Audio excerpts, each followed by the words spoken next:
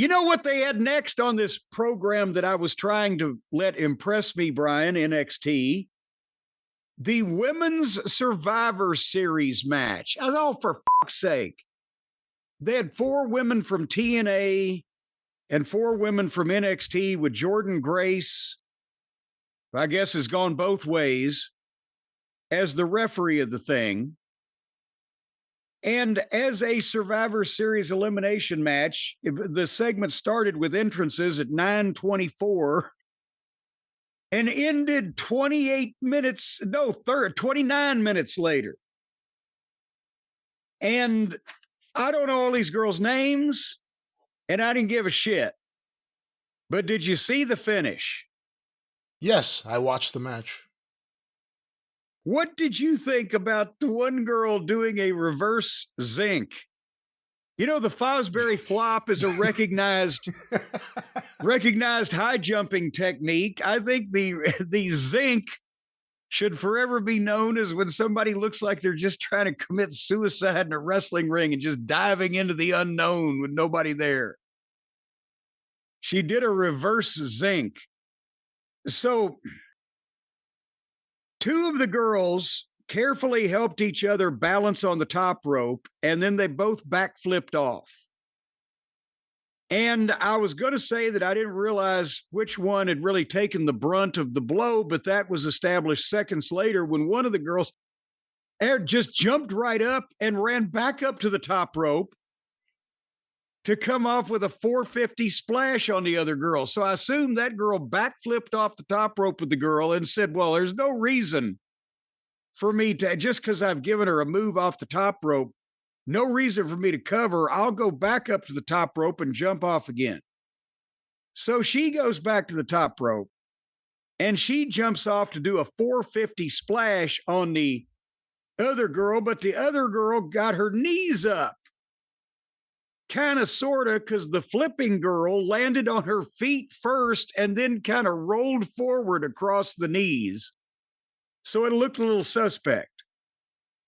Then the girl who raised her knees leaped up to her feet, ran toward the ropes away from her opponent, jumped up on the second rope, and did an inverted.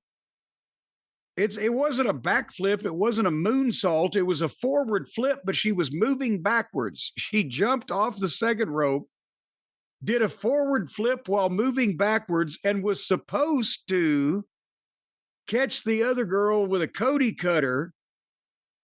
But she came up like 3 feet short and just landed in front of the other girl. She might have grabbed her cheek with her hand on the way down when she reached out. And boom, right in front. And then the girl realized she'd gone past her and she just fell forward anyway. But then our old friend Jane Wayne Gacy, remember her? From back when we used to watch NXT before we regained a level of sanity? Jane Wayne Gacy is the NXT champion now. So she had blind tagged the girl who missed the Cody cutter. And she jumped in. Now, the girl that missed the cutter, it looked like she fucked herself up. Bam! She probably knocked the breath out of herself. But the other girl... And you haven't given any names. I believe that was Saul Rucka or Ruka, however you pronounce it. Saul Rucka. Saul right now. Well, she landed there in a heap, but the other girl just kind of fell face forward. But that was the girl that needed to drop the fall. So Jane Wayne Gacy had blind tagged Saul Rucka, and then Jane ran in and stole the pin on Faceplant Girl. Christ on a cracker, 30 minutes to get there. What'd you think? Every time I say anything negative about NXT, people just go crazy. I always say it's not a great show, and people are like, it's a great show. No, it's not a good wrestling show. It's like professional AEW. And this match went forever. I like the best of the women's division in wrestling. I've raved about recently Stephanie Vecchare matches. You know what I mean? Like, I like the good stuff.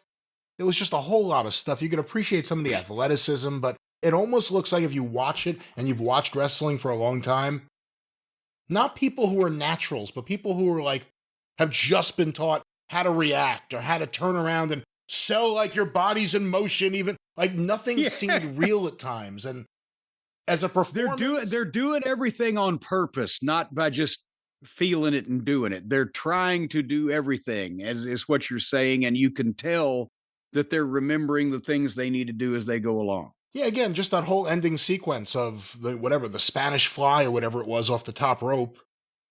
The 450, which came up a little short because they knew what they were about to do, and then the botched ending where, it was just one was shorter than the other and didn't get there in time.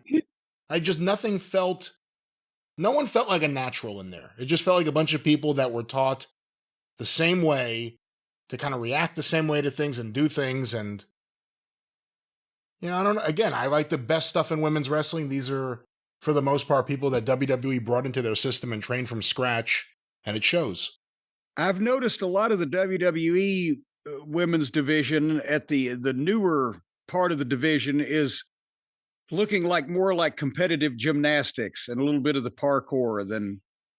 Yeah. I mean, they're all about sports entertainment. Literally, they should start like a volleyball team. They would kill everyone. What about full contact volleyball?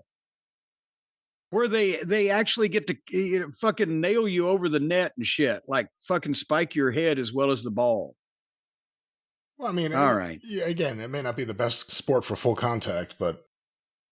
Well, maybe, make it a lead ball with spikes.